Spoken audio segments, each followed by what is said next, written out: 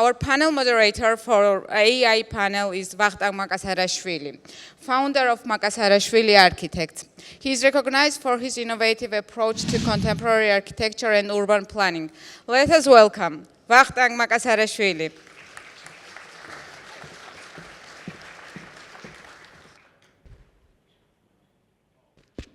Thank you, Gonza, for introduction. I want to invite our panelists on the stage. Marius from Froster Architects, please join me on the stage. Tim from Studio Team Fu. Georgi Devdariani, the founder of Zerone, Beam First MEP company. Come on in. And Sergey Devrisashvili, Architectural Visualization Studio, Render Group. He's an art director.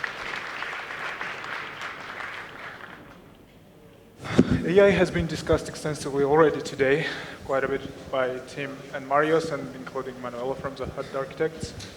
And I want to touch on the more general topics about the AI and the future concerns and how we're going to approach the next decade or so. Please, I want each one of you to iterate, how do you see AI transforming the architectural and construction industry in the next maybe 5 or 10 years? The way it's developing and the speed it's developing right now. Maybe we can start with Tim and follow. Yes. No, yeah. Go for it. Hello everyone. First of all, thank you. Let's first of all discuss about history. What's happened now and what's happening now. In past century, everyone draws by hand, yeah? Everyone draws in special desks and lots of people drawing with pens. And what's happened then? Then invented CAD softwares, invented BIM softwares, and what everyone talking about that CAD and BIM lose our jobs. But no, what's happened? Then CAD softwares and BIM softwares and these new technologies helps everyone to improving their workflows, improving their vision and everything. And what's happening now? Now we created AI. And what is everyone talking now?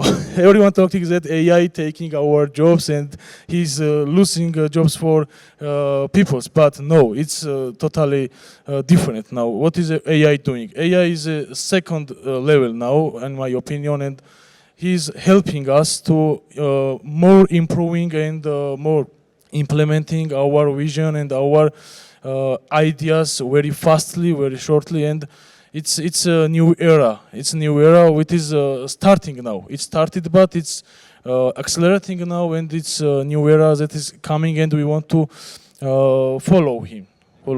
Yeah. That's a small history about what I think about AI and how it will be on next 5 and 10 years. I think it's involved in every stage of and every workflows, not only for architects, not only for MEP designers or MEP workers, or everywhere. In every corner, every company would use AI because it's a future. It's our future, and we want to do it, of course. Yeah, I mean, is it working? Yeah, good. So I completely agree. It was the same moment with photography, for instance, where the first camera came out. Everyone said, oh, we're not going to have paintings anymore. Paintings got a new meaning. Now we have to find an artist to ask, to see whether they're very happy with what they're doing now. It's just being purely art. But it's the same for architecture, I suppose. And it is being disrupted. I think Tim showed very good examples of that. But personally, what I want to see disrupted by AI is not the creative part. I want this streamlined. I want the less creative part to be disrupted, because this is the boring stuff. I just want documentations, liabilities, all these things that no one wants to do, and they make your head explode. I want this being disrupted. Yeah, completely agree. Right now, I think we're going through such a revolution right now, and we are seeing really the very first instances of jobs being either shifted, disrupted, or I would dare say replaced. You're asking me to predict in 5 years, 10 years. And I can tell you that I can honestly only look in the next 2 years or so. I mean, that is the pace of artificial intelligence right now. Giving an example, I started the company, hired a lot of different types of architects, some of them doing drafting while we're focusing on the design aspects. And by the end of that year, we kind of changed, we shifted. Now we're looking for the really 2 to 5% that can come to the office and be the mastermind of the process, envision the entirety, and less or so for people that are doing production-related tasks. We still, as the core design team, do those tasks, but now we're doing so at a much faster rate with a smaller team. So I would say that, yes, there is going to be some form of disruption because I would say 80% of the traditional office structure will be perhaps made redundant. They will have to be forced to either elevate their own craft or to find another form of collaboration with AI. And then the rest of the 20% now we feel has been leaned down to become the core team that is able to really control and drive AI and work, as we say, collaboratively with AI and as a team member. So it is a tool, it is intelligence, and we can only speculate now where it's going to go. But at the very least, we can see a huge disruption, and which is why I'm founding the office, because I believe that starting from scratch in the age of AI, I would be able to experiment how to restructure the office. And honestly, every 2 months or so, we're looking at the whole structure again and maybe making arrangements. Thank you. Well, hello everyone. First of all, I would like to greet you all, and it's one of the most pressing topics nowadays because throughout the history of mankind, every innovative achievement of whatever humans have achieved was always met with immense amount of skepticism, and then after quite some time it finds its own way of integrating into modern era, whatever that was.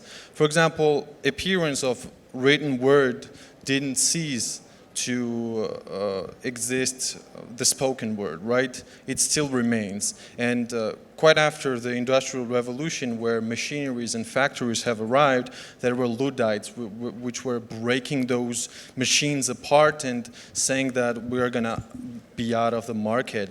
And that is not really the case. It's just a new tool at our disposal, and I think that we just have to go with it. I really liked Mario's metaphor, which was the huge wave and the surfboard, because, we just have to go through it, go with it, and see where that takes us. This is the breaking point of where our industry is going today, right now, and we really have to find our place where it just really snaps in and then we just go together.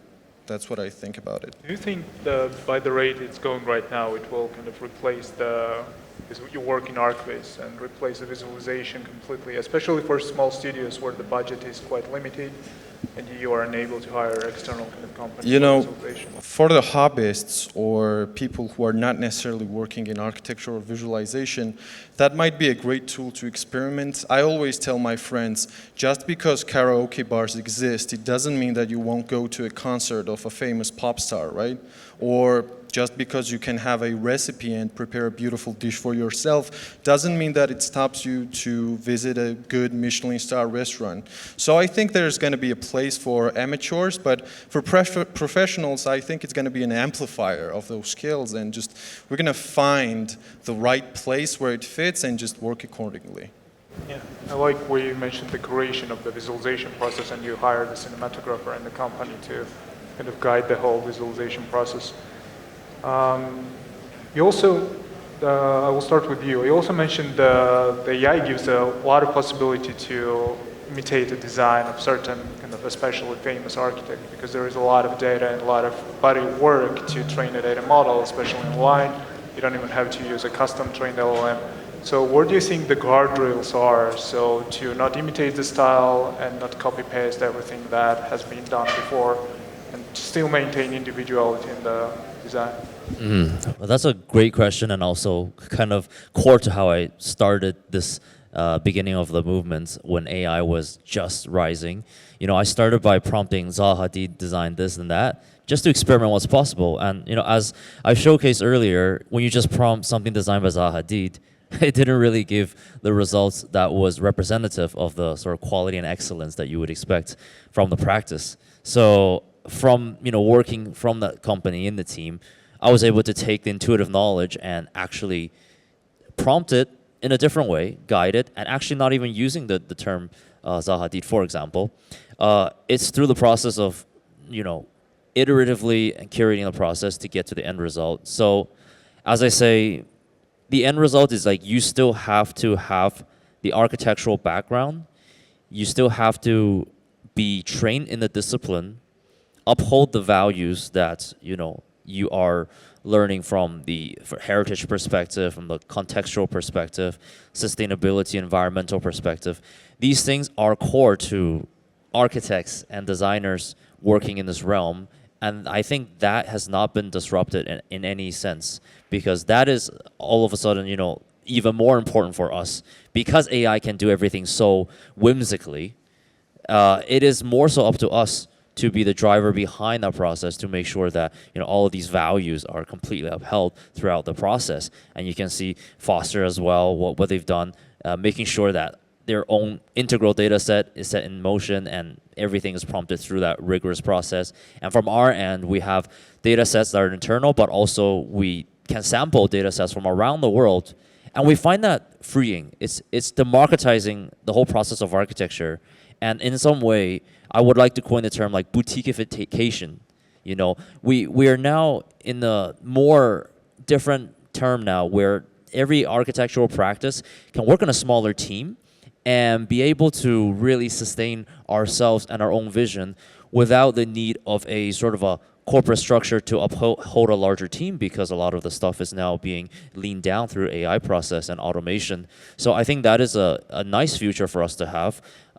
People, Tbilisi architecture firms, you can now start to think about how to compete even internationally, perhaps with a lot of the larger firms that you wouldn't typically do, but now it enables and empowers all of us to do the same. And it's all about the human drive and the merit behind it. So that's a very empowering process.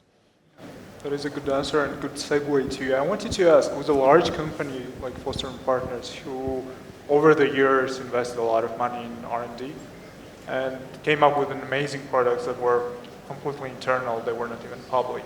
And now on the market we see a lot of AI startups like Finch, for example, and Autodesk Forma delivering programs that allow this completely unusual approach. Expensive, for example, wind tunnels and testing facilities that cost hundreds of thousands of dollars now can be done virtually with, for example, Autodesk Forma again, or your own software, for example, the Cyclops. So do you see kind of not as a threat, but as a new challenge, because smaller firms can start to use these tools to compete with you in the large companies? Yeah, I mean, in general, I think the way that this wave of AI has been released to the world, I wouldn't say it's not an anarchic way. It's, I would say, free. So it was released out there. Everyone can use it. You don't have to pay for an Autodesk license, for instance, which costs thousands of dollars per year. You can pay $9 per month. But I think these tools are something like skiing. And apologies to any skiers in the audience, but skiing is very easy to pick up. But then to master it, it takes a lot of effort.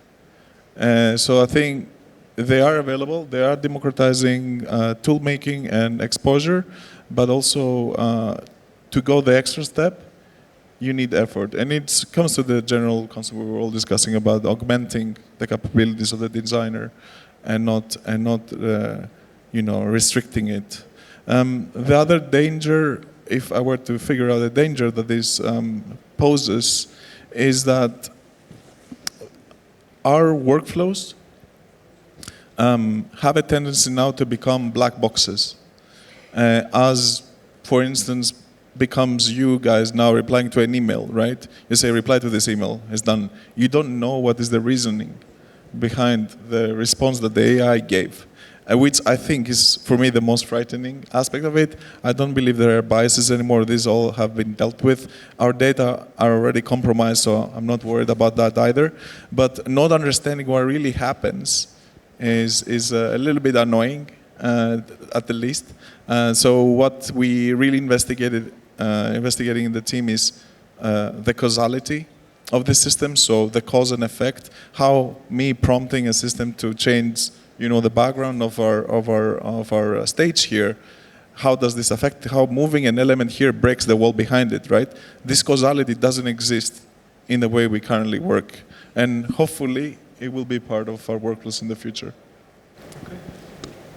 I wanted to ask about the engineering side as well, because the AI is also, as you mentioned, is kind of taking over the boring part that people don't think about. They look at the visuals, they like it, but what happens inside, dimensioning, engineering, the routing of the systems, clash detection, AI is really kind of taking over that part.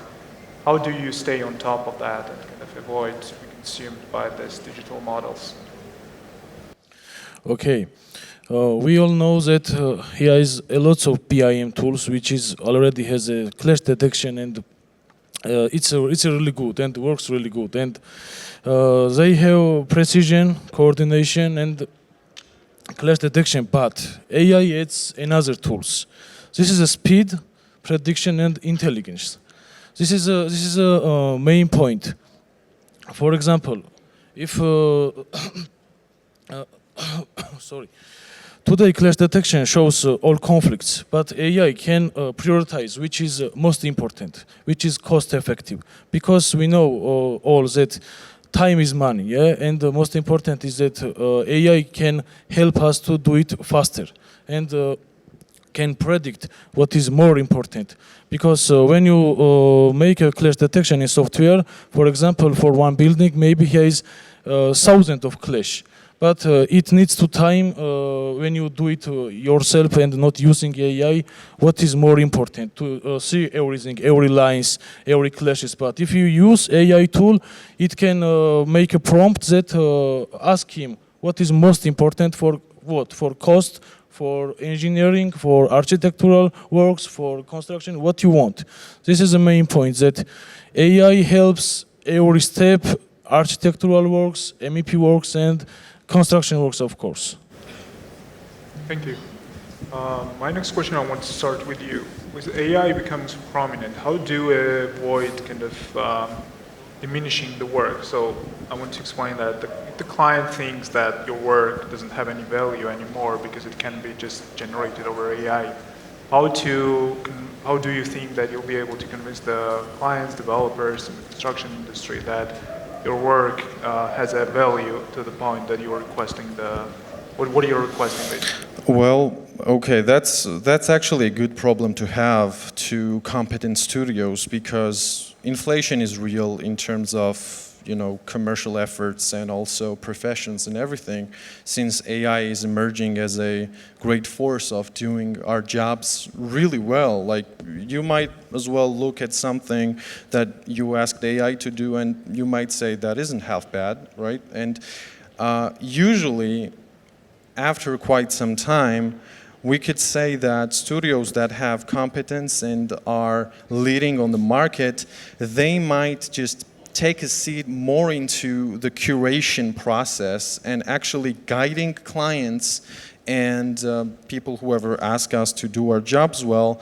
to actually give a great selection and curation of, well, sales-wise or marketing-wise, what might be the best of storytelling that we could achieve in terms of architectural visualization. Because don't get me wrong, but visualization is not only pointing a camera at the building, it's storytelling. And most of the trivial stuff that we might, say that it's trivial, people usually work a lot to just derive the prompt to achieve that result. So right now we might say that it's better to be understanding of what kind of work it takes to achieve those kind of results, and then we might as well, who might value our job will achieve great results, actually.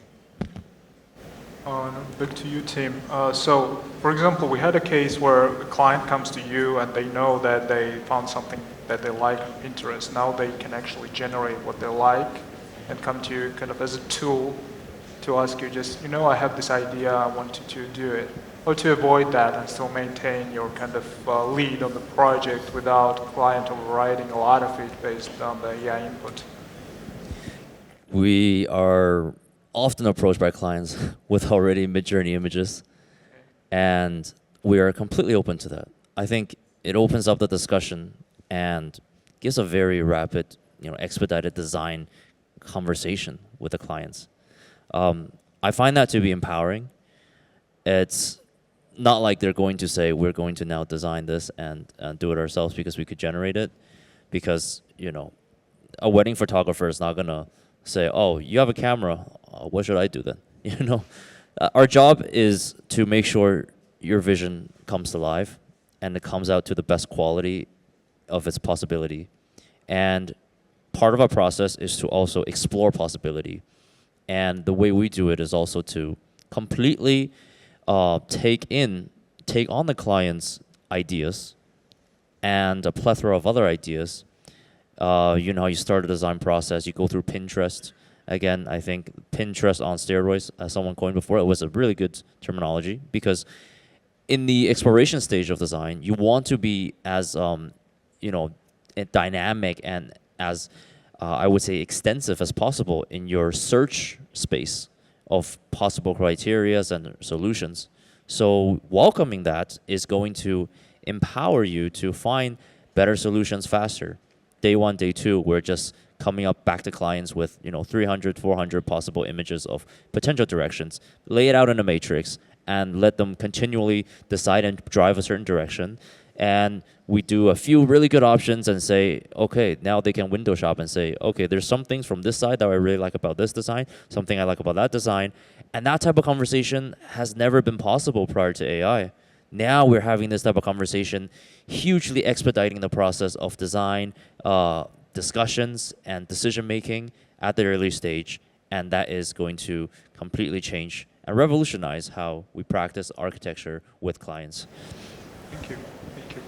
Marius, I wanted to ask, in a large studio like Foster & Partners, how do you balance basically the iterations and the exploring and the research timeline with the large projects when you need to deliver a large project at scale in a limited time? So how do you decide how much of this goes into especially with unlimited resources with AI and the research that it provides? Yeah, I mean, we are definitely a special case. We have the support of the senior management of the company and Lord Foster for so many years. The team is almost 25 years old. So we have resources in our capacity where I feel completely privileged to be part of this team. But funnily enough, the applied part of the title of the team is what matters the most to people, how they can get things done. So we have to be preemptive in some cases, so we have to plan ahead.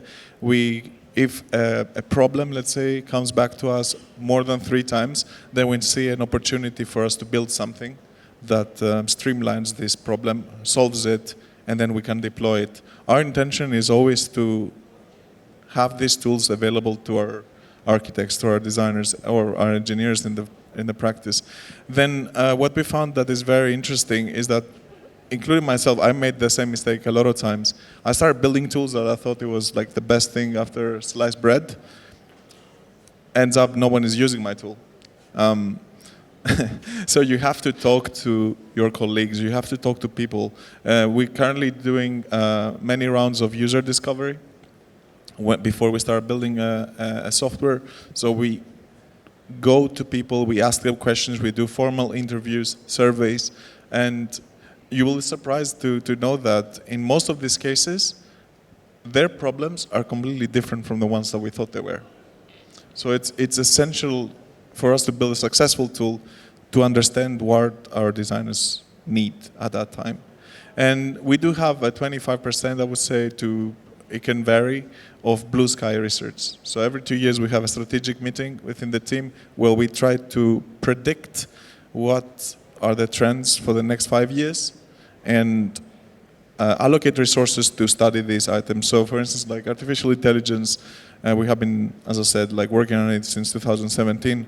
Obviously, I have to say in the last meeting that we had, when we made our predictions for the 5 years ahead, we were completely off because no one expected this exponential growth of the systems. But we've learned, yeah, it's really exciting to find opportunities to do also like the research part of the work.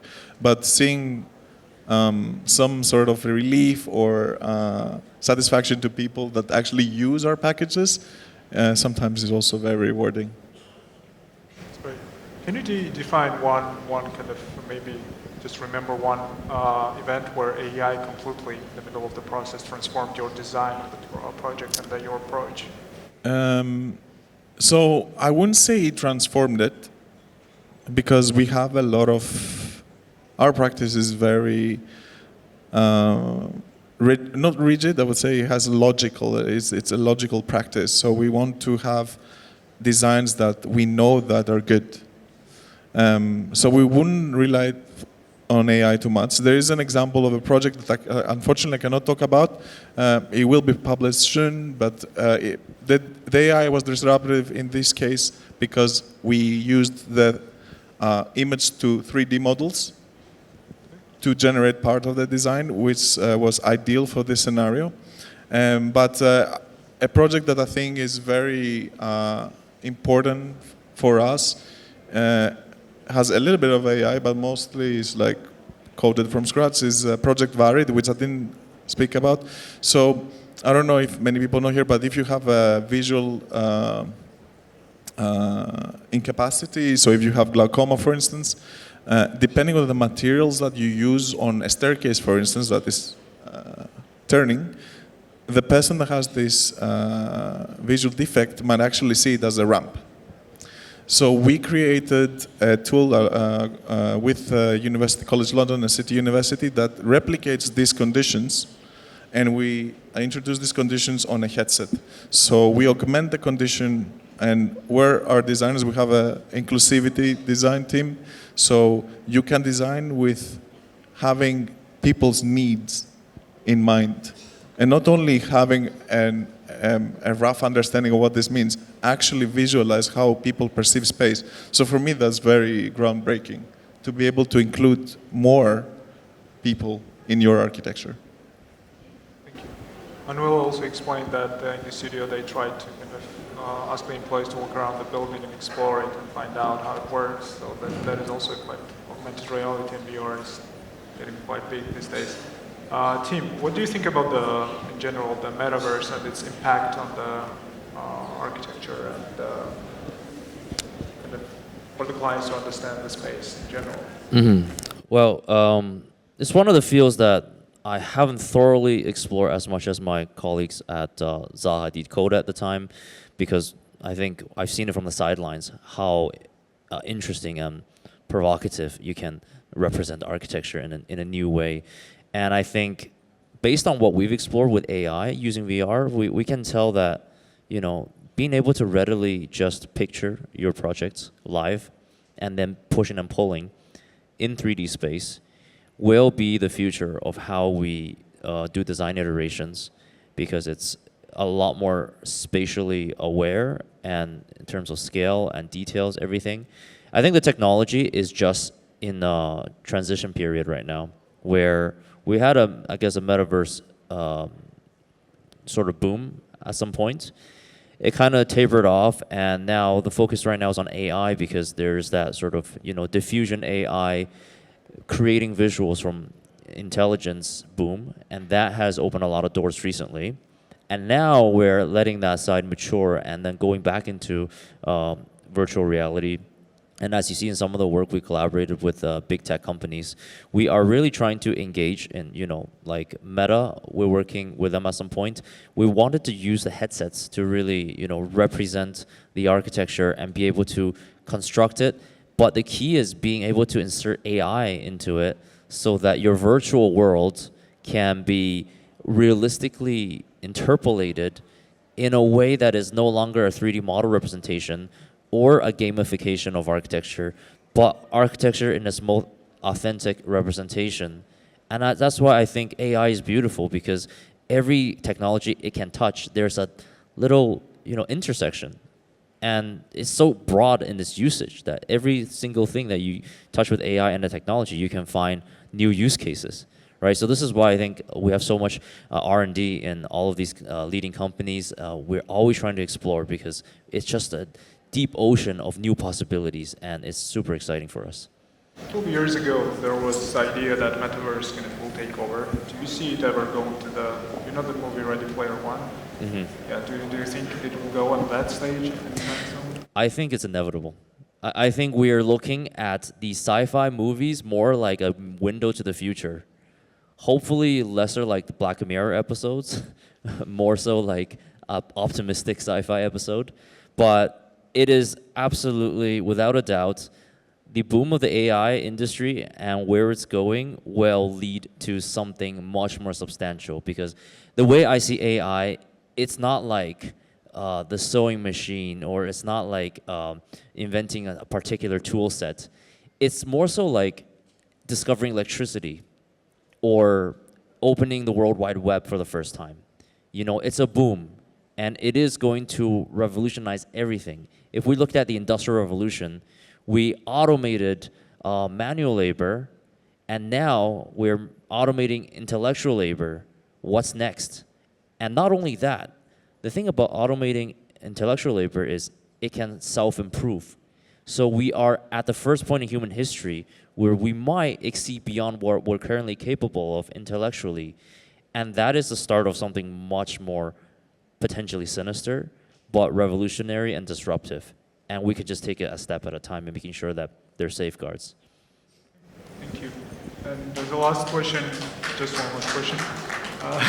Marius, I wanted to ask, you also mentioned making construction cheaper with the AI and with the parametric architecture and optimization. And we will face up to, for 2050, a really big construction boom, the way population is rising. So where do you see, for example, large studios pivot in this world of construction architecture? You said your predictions for 5 years were completely incorrect. But to summarize, where do you think we're going to go from the standpoint of the large studio with construction partners? Yeah, I have to disagree a little bit with Tim in the sense that I don't think we are going to be replaced that easily. I think we will still hold our ground, and the reason being is the profession that we're currently working on is very messy. It has messy data, it has messy people, and then the messy profession cannot be automated. So what has been replaced is text and coding, right? These are very structured professions. So, and what is even messier is construction, unfortunately. There's no right way to document the process or to automate it. At the end, there might be a guy at the construction site pushing something with a sledgehammer to put it in place, right? Which makes all your calculations invalid, right? So I really hope that we see a future where we can find ways to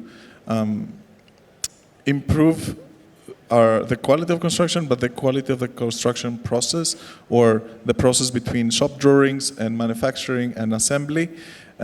Because this is, I think it's going to have a profound impact on our profession. And in my opinion, will make our designs being realized as we intend them to be realized. Not sure how it's going to happen yet, and unfortunately I don't have an answer. We're not there yet. But fingers crossed it's going to happen in the future, and it's one of the tasks that are very tedious, very labor intensive, and I would like to be automated 100%. Thank you. That will be all. Thank you, everyone.